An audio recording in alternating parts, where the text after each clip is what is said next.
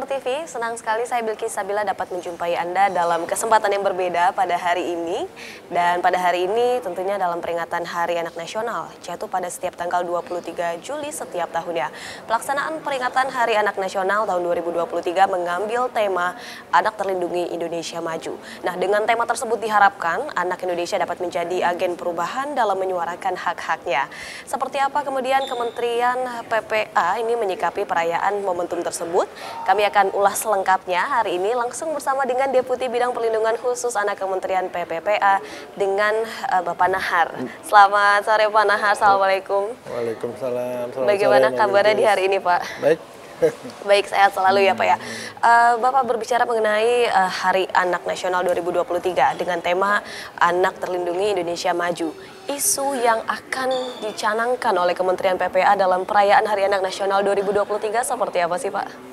Iya, anak terlindungi tentu kita sangat berharap bahwa tidak ada satu orang anak pun yang membutuhkan perlindungan tidak dipenuhi oleh instrumen ya kebijakan dan upaya-upaya yang ada gitu ya.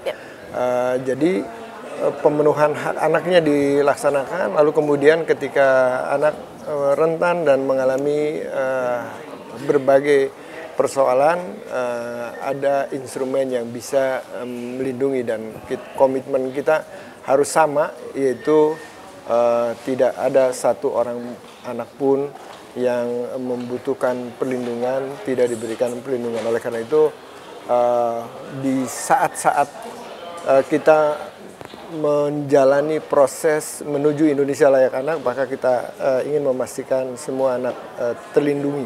Oleh karena itu maka temanya itu tetap konsisten dengan menggunakan tema anak terlindungi. Sudah sejak tahun berapa Pak? Menuju Indonesia Maju, sejak 2020 gitu ya.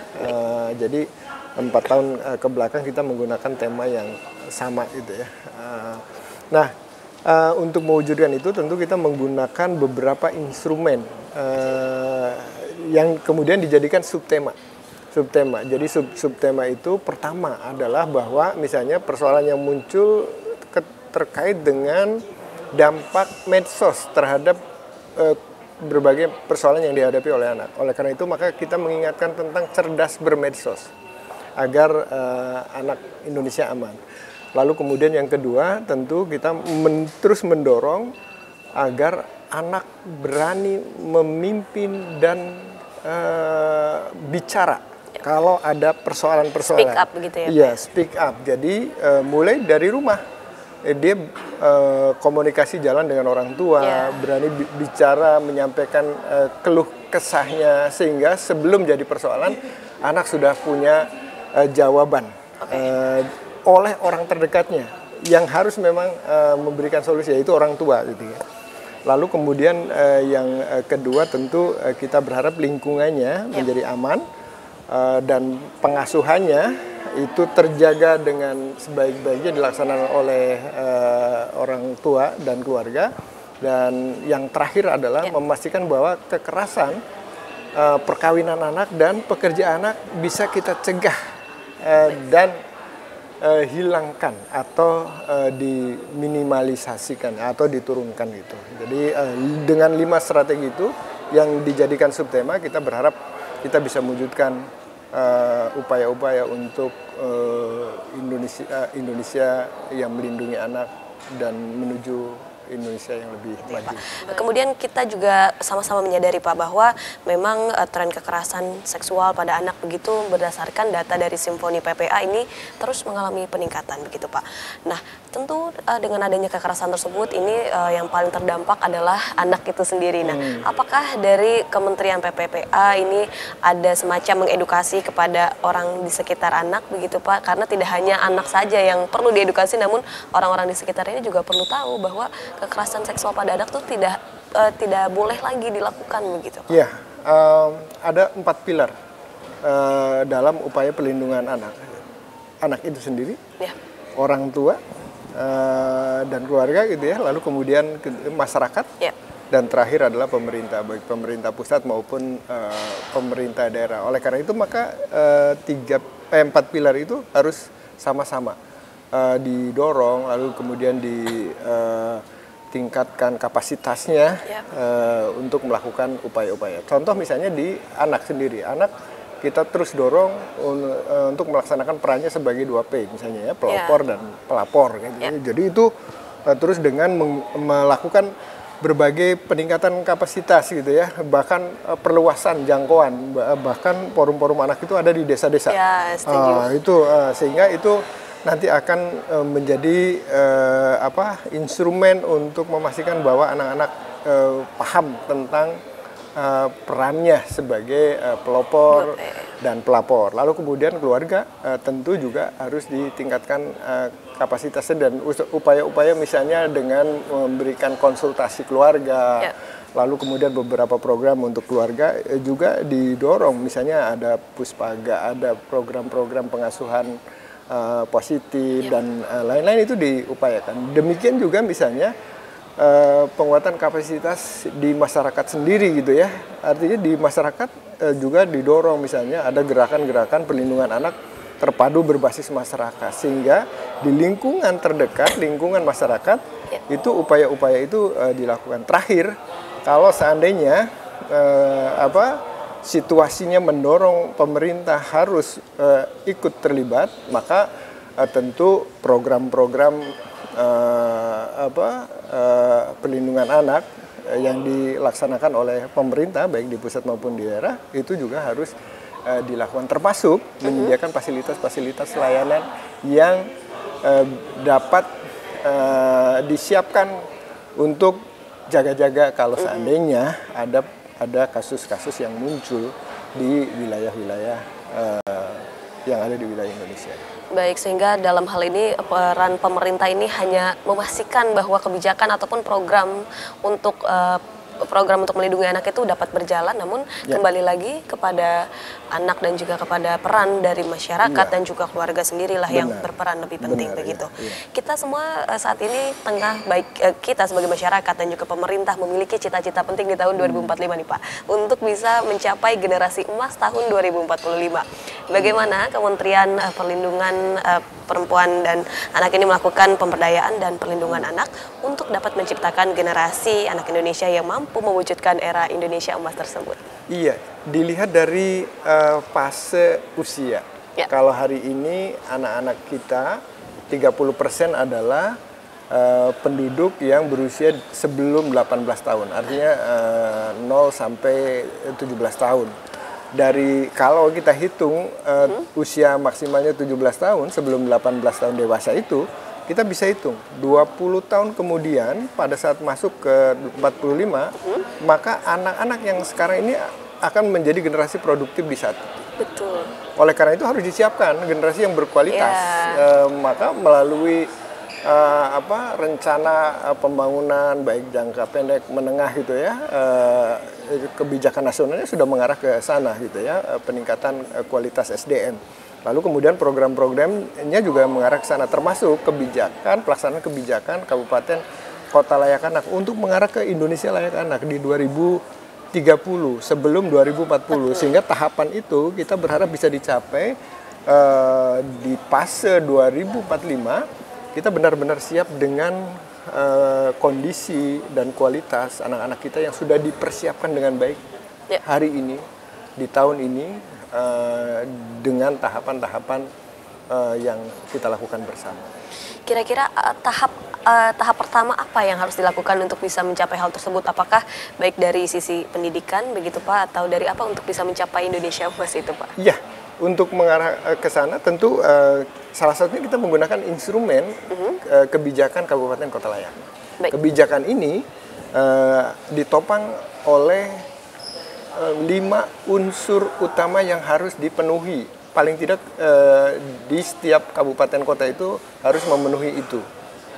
Jadi dari mulai unsur pemenuhan hak anak gitu ya, dari mulai pemenuhan hak sipil dan partisipasi anak dipenuhi, lalu kemudian lingkungan keluarga, pengasuhan juga mendukung gitu ya. Lalu kemudian kesehatan dan kesejahteraan juga diciptakan sehingga tidak ada lagi misalnya anak-anak yang bermasalah di kesehatan, termasuk juga masalah pendidikan dan pemanfaatan waktu luang. Kalau empatnya upaya pemenuhan hak anak ini bisa dilaksanakan dengan baik, maka kita berharap tidak ada persoalan-persoalan yang dihadapi oleh anak. Tetapi apapun yang terjadi, kalaupun itu sampai masih ditemukan kasus-kasus yang dihadapi oleh anak, maka instrumennya juga harus siap gitu ya. Oleh karena itu maka instrumen yang kelima terkait dengan upaya pelindungan khusus anak itu juga harus disiapkan. Oleh karena itu kebijakan ini lengkap 4 indikator utama untuk pemenuhan hak anak ditambah 1 perlindungan khusus anak, sehingga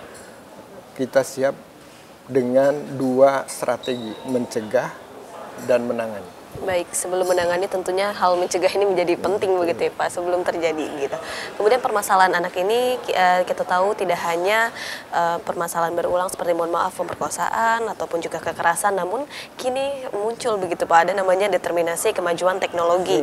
Seperti apa sih upaya dari Kementerian PPA untuk melindungi anak dari berbagai risiko di masa depan yang akan datang? Contoh saat ini seperti cyberbullying begitu Pak, bagaimana upaya yang dilakukan? Iya, pemerintah khususnya di Kementerian Pemberdayaan Perempuan Perlindungan Anak menggunakan 3 strategi. 1 pencegahan, yang kedua penanganan, dan penguatan kapasitas. Di pencegahan itu misalnya berbagai kebijakan yang mengarah kepada upaya memperkuat regulasi di bidang cyber gitu ya. Kejahatan cyber itu juga dilakukan. Misalnya tahun ini kita sedang menyelesaikan peta jalan perlindungan anak di ranah daring.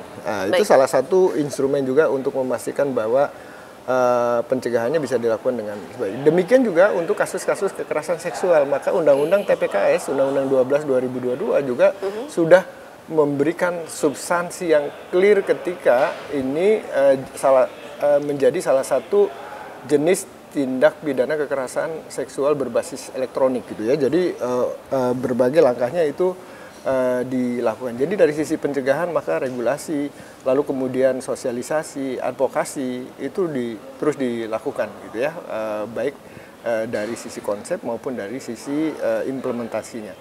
Lalu kemudian yang kedua tentu menyiapkan juga instrumen penanganan. Jadi kalau seandainya bocor juga misalnya tetap muncul masalah terkait dengan kejahatan cyber itu, maka sudah ada instrumen penanganan. Maka beberapa instrumen sarana prasarana dan mekanisme pelindungan anak itu sudah dibuat, salah satunya dengan menggunakan pendekatan di semua wilayah harus memiliki unit pelaksana teknis pelindungan perempuan dan anak. Demikian juga penguatan dari SDM yang mengelola maupun SDM pendamping, dan lagi-lagi misalnya undang-undang terakhir di Undang-Undang TPKS itu memperluas petugas-petugas yang berhak mendampingi para korban, sehingga 3 strategi ini harus sejalan, dan kita berharap dengan penguatan dari tiga langkah ini akan sanggup mencegah dan merespon dengan baik ketika terjadi persoalan-persoalan yang dihadapi oleh anak-anak. Baik, dalam mencegah hal tersebut, apakah juga ada semacam trauma healing begitu Pak untuk anak disediakan dari Kementerian PPA? Iya, jadi rumus ketika kita bicara soal upaya perlindungan khusus anak itu 1, penanganannya harus cepat.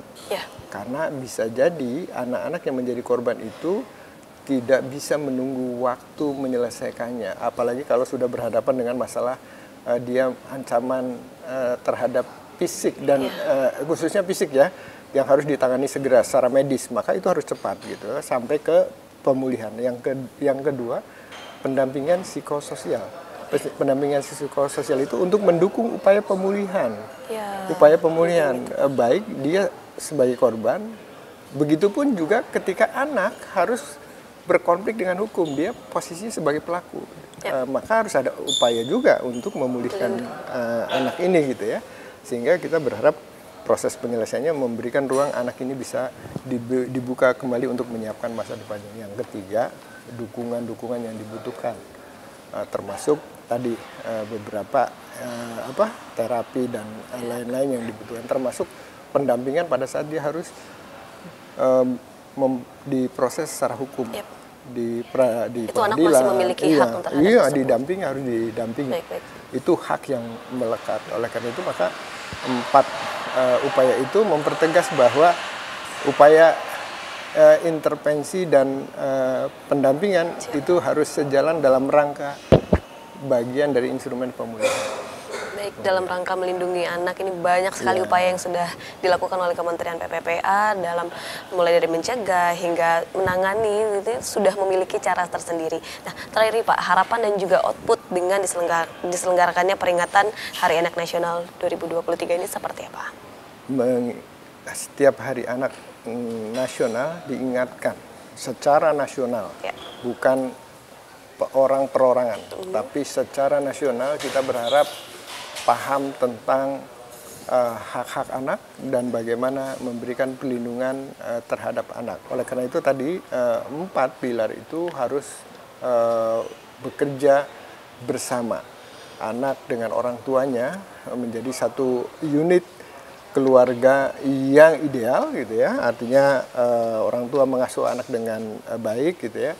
Lalu kemudian anak juga tumbuh kembang di lingkungan keluarga yang lebih baik, tetapi juga di lingkungan masyarakat juga sama-sama memiliki pemahaman untuk memberikan pemenuhan hak anak dan memberikan perlindungan. Dan saya tentu sangat berharap bahwa pemerintah daerah di seluruh wilayah Indonesia juga semakin kuat komitmennya untuk memastikan bahwa wilayahnya layak anak, ramah anak, memenuhi hak-hak anak dan melindungi hak anak dengan menggunakan salah satu diantaranya dengan menggunakan instrumen kebijakan Kabupaten Kota Layak Anak. Baik, jadi ayo bagi para anak dan juga orang tua ini kerjasamanya nih ya Pak, perlu kerjasama untuk saling memenuhi kebutuhan hak anak, bukan hanya hak materi saja begitu, namun hak-hak perlindungan dan juga hak-hak yang memang dibutuhkan untuk anak dapat terus berkembang lebih baik lagi. Dan juga bagi untuk pemerintah daerah, pemerintah pusat ini juga diharapkan dapat